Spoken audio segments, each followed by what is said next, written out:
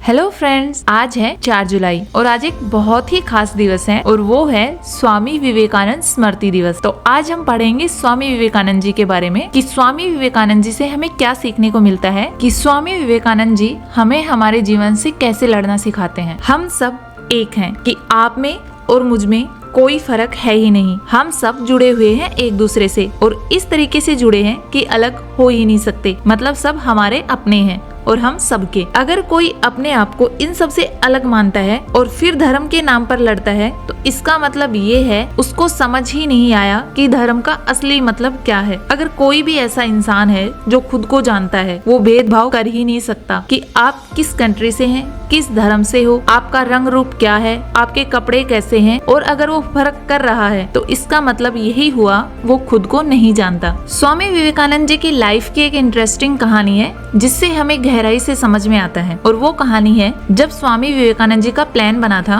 America जाने का, तो स्वामी विवेकानंद जी माँ शारदा के पास गए थे आशीर्वाद लेने। माँ शारदा से स्वामी जी ने कहा, मैं अमेरिका जा रहा हूँ धर्म का प्रचार करने के लिए, जो भी मैंने कुछ सीखा है वो लोगों तक पहुँचाने के लिए।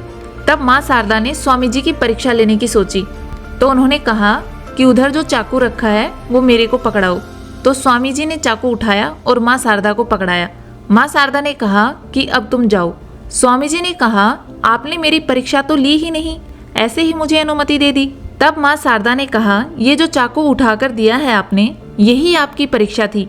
माँ शारदा ने बताया, चाकू के लकड़ी वाला हिस्सा आपने मेरी तरफ किया और धारी वाला हिस्सा वो आपकी तरफ था, वो ही आपकी परीक्षा है। क्योंकि चोट लगनी होती तो वो तुम्हें लगती, मुझे नहीं। तुम खुद का बुरा करने के लिए तैयार हो, सामने वाले के भले के लिए। माँ शारदा बोली कि इससे मुझे ये समझ में आ रहा है कि आप पूरी तरह से तैयार हो और अब आप जा सकते हो। फिर स्वामी विवेकानंद जी चले गए अमेरिका। अब हम बात करते हैं इतिहास की एक बहुत ही अच्छी तिथि है 9/11। क्या था 9/11 को? वो भाषण जिसने अमेरिका को भारत के लिए सोचने पर मजबूर कर दिया। क्या थे वो 5 शब्द जिन्हें सुनते ही 7,000 लोग 2.5 मिनट तक खड़े होकर तालियां बजाने लगे। और क्या हमें सीखने को मिला है उस शिकागो स्पीच से, जिसे सर्वश्रेष्ठ व्याख्या में से एक मानी जाती है। 9/11 का मतलब पूरे भारत के लिए, आपके लिए और मेरे लिए सिर्फ एक ही मतलब होना चाहिए, नरेंद्र नाथ दत्त, जिन्हें पूरा विश्व स्वामी विवेकानंद जी के नाम से जानता है और याद करता है। उस दिन भारत के एक युवा सन्यासी ने पश्चिमी देशों के सूट बूट वाले बड़े बड़े विद्वानों को बोना साबित कर दिया था। 9/11 हमें इसलिए याद रखना चाहिए क्योंकि उस दिन सनातन संस्कृति के एक संदेश वाहक ने भारत को विश्व गुरु के रूप में पुनः स्थापित कर दिया था। 9/11 को हम न्यूयॉर्क के लिए नहीं, शिकागो के लिए याद करते हैं। आइए ले चलती हूँ आपको 131 साल पहले। तारीख है 11 सितंबर 1893 और जगह है अमेरिका की सबसे घनी आबादी वाला शहर शिकागो। विश्व धर्म संसद के अवसर पर पात्र है पूरी दुनिया से आए हुए अलग अलग धर्मों के प्रतिनिधि और भारत का एक युवा तपस्वी स्वामी विवेकानंद जी। मौका तो था धर्म पर विचार विमर्श का, लेकिन दूसरों को छोटा और खुद को बड़ा समझने वाली पश्चिमी संस्कृति सैकड़ों विद्वानों के बीच बैठे विवेकानंद का मजाक उड़ा रही थी। स्वामी जी के कपड़े सूट बूट विद्वानों से मेल नहीं खा रहे थे, कद काठी भी कोई खास नहीं थी। स्वामी जी के मस्तक पर ज्ञान का तेज था, लेकिन अहंकार का नहीं। भारत को तीसरी दुनिया मानने वाले, सपेरों का देश कहने वाले मन ही मन स्वामी जी पर हंस रहे थे, सोच रहे थे बड़ी बड़ी बातें करता है भारत, विश्व की प्राचीनतम सभ्यता कहता है खुद को, बात बात पर वेद और उपनिषद खोल के बैठ जाता है। लेकिन जब बात मुकाबले की आई तब पीछे हट गया। एक लकड़ी का सिपाही जंग लड़ने भेज दिया, ये तो हमारे तरक्की पैनी तलवार का एक बार भी सहन नहीं कर सकता, चटक जाएगा। और स्वामी जी सभा में बिल्कुल निश्चित बैठे रहे और अलग अलग देशों के अलग अलग विद्वानों को एकाग्र होकर सुनते रहे।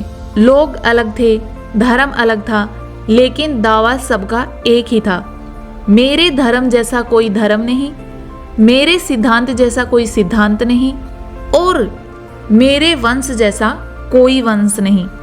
थोड़ी देर बाद विश्व धर्म संसद में स्वामी विवेकानंद जी का नाम पुकारा गया और स्वामी जी अपनी जगह से उठकर मंच की ओर बढ़ने लगे। तब स्वामी विवेकानंद जी की उम्र थी सिर्फ 30 साल। 30 वर्ष का ज्योति पुंज था ज्ञान पुष्प का सूरभ कुंज था, मस्तक पर अरुणियम वो रेखा, चकित रह गया वो जिसने देखा, शब्द सुदर्शन धारी था वो, देवदूत अवतारी था वो। स्वामी जी मंच की ओर अकेले चलकर नहीं आए, उनके साथ भारत की सनातन संस्कृति और लाखों वर्षों का इतिहास भी मंच तक आ पहुंचा। और अब पूरा विश्व सुनना चाहता था कि भारत क्या कहेगा। जहां इतने बड़े बड़े धर्म योद्धा बोल चुके हैं, वहां ये भगवाधारी लड़का सनातन धर्म के श्रेष्ठता कैसे सिद्ध करेगा। स्वामी विवेकानंद जी माइक तक पहुंचे, लेकिन कुछ बोले नहीं। लोगों की उत्सुकता बढ़ने लगी, सभा में हलचल सी मचने लगी कि स्वामी जी कुछ कह क्यों नहीं रहे। कुछ टाई वाले विद्वानों ने हंसकर इंग्लिश में किटकिट करके उपहास उड़ाया, लेकिन स्वामी जी अब भी चुप थे, बस चारों ओर नजर घुमाकर देख रहे थे, मानो पूरी सभा का जायजा कर रहे हों।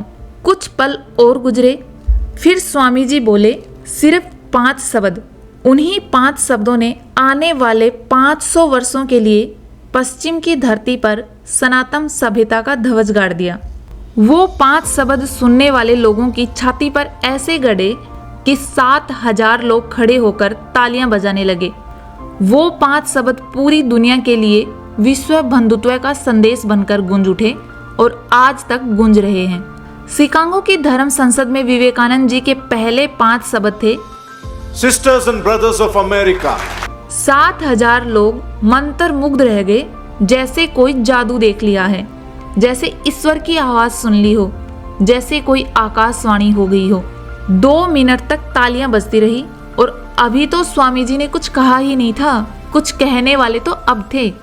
It fills my heart with joy unspeakable to rise in response to the warm and cordial welcome which you have given us. I thank you in the name of the most ancient order of the monks in the world. I thank you in the name of the mother of all religions. And I thank you in the name of millions and millions of Hindu people of all classes and sects. My thanks also to some of the speakers on this platform, who, referring to the delegates from the Orient, have told you that these men from far-off nations may well claim the honor of bearing to different lands the idea of toleration. I am proud to belong to a religion which has taught the world both tolerance and universal acceptance. देश की सीमाओं से बाहर न झांकने वाले, एक दायरे से बाहर सबको पराया समझने वाले पश्चिमी समाज को स्वामी विवेकानंद जी के ये 5 शब्द छाप छोड़ गए। वहां बैठे किसी को विश्वास ही नहीं हुआ कि हजारों मील से आया हुआ एक व्यक्ति, जिसे ना तो रक्त का संबंध है, ना संस्कार का, ना भाषा का, ना भाव का, कैसे वो सबको भाई और बहनों के संबोधन से पुकार सकता है।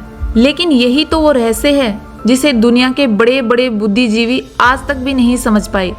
कैसे हम भारतवासी परायों को अपना समझ लेते हैं, किसी मनुष्य में भेदभाव नहीं करते, चमड़ी के रंग से किसी को छोटा या बड़ा नहीं समझते। वसुदेव कुटुंबकम हमारी संस्कृति थी और हमेशा रहेगी। हमारे लिए विश्व का हर व्यक्ति वही है जो स्वामी विवेकानंद जी ने उस दिन कह दिया था। हमें पश्चिम संस्कृति वाले तीसरी दुनिया कहते रहे, वो उनकी मर्जी। हमारे लिए दुनिया दूसरी तीसरी नहीं होती है, हमारे लिए दुनिया सिर्फ एक होती है और उसमें सभी को समेट लेते हैं। काले गोरे, छोटे बड़े, अमीर गरीब, पशु पक्षी, पेड़ पौधे, नदियां, सागर, हम सभी से प्रेम करते हैं। काले गोरे का भेद नहीं, हर दिल से हमारा नाता है। कुछ और ना आता हो हमको, हमें प्यार निभाना आता है। जीते होंगे किसी ने देश तो क्या, हमने तो दिलों को जीता है। जहाँ राम अभी तक है नर में, नारी में अभी तक सीता है। उन 5 शब्दों के बाद स्वामी विवेकानंद जी धारा प्रवाह हो गए और स्पीच देने लगे। आपने जिस प्यार और अपनेपन से हमारा स्वागत किया, उसके लिए मैं आपका आभारी हूँ। लेकिन इसके पीछे एक कहानी है। जिस दिन स्वामी जी विश्व धर्म संसद में बोल रहे थे, उससे तकरीबन 1.5 महीने पहले वो अमेरिका गए थे और अमेरिका ने स्वामी जी का स्वागत इतनी घृणा से किया था जो अश्वेत लोगों के लिए उनके मन में होती है। 1.5 महीने तक स्वामी जी यही सुनते रहे, यू ब्लैक गेट आउट। लेकिन स्वामी जी ने अपने अंदर कड़वाहट नहीं भरने दी। हम यही तो चर्चा कर रहे हैं कि उस दिन मंच पर स्वामी जी अकेले नहीं आए थे, उनके साथ भारत की सनातन संस्कृति और लाखों वर्षों का इतिहास भी उनके साथ मंच पर आया था। और भारत की संस्कृति विष पीकर अमृत दान करने वाली संस्कृति है। हम महादेव शिव को पूजते हैं, जहर पीते हैं, उगलते नहीं। क्योंकि स्वामी जी ने 1.5 महीने अपमान का विष पिया, लेकिन उनके होठों से जो शब्द निकले वो अमृत वाणी के थे।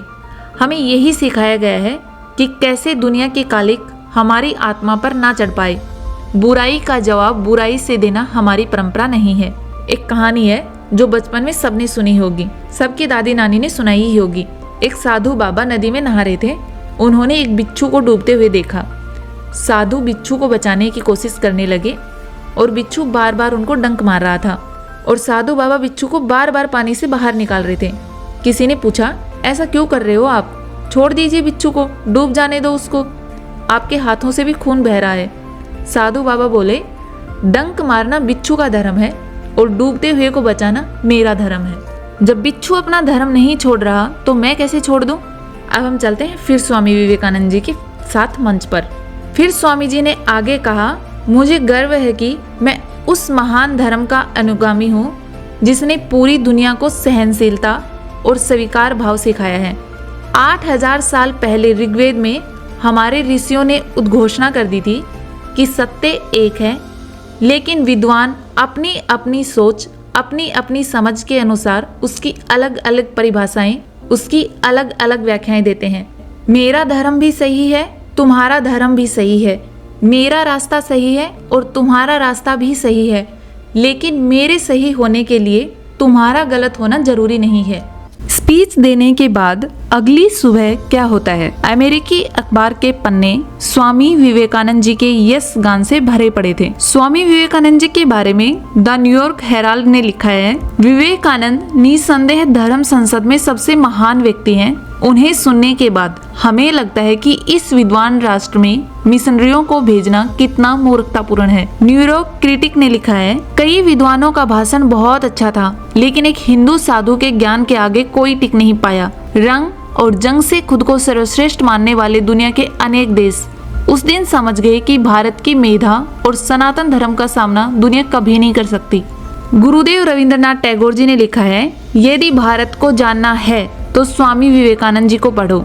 महात्मा गांधी जी ने लिखा था, स्वामी विवेकानंद जी को पढ़ने के बाद भारत के प्रति मेरी भक्ति 1000 गुना बढ़ गई। भगिनी निवेदिता ने लिखा था, स्वामी विवेकानंद संघनित भारत है। सुभाष चंद्र बोस जी ने लिखा था, अगर स्वामी विवेकानंद जीवित होते तो आज मैं उनके चरणों में बैठा होता। और जिस महापुरुष के बारे में ये सारी बातें कही गई वो क्या कहते हैं, आइए जानते हैं। स्वामी विवेकानंद जी कहते हैं, गर्व से कहो हम हिंदू हैं। स्वामी विवेकानंद जी ने ऐसा क्यों कहा, इसे समझने की कोशिश करते हैं। क्या है हिंदुत्व?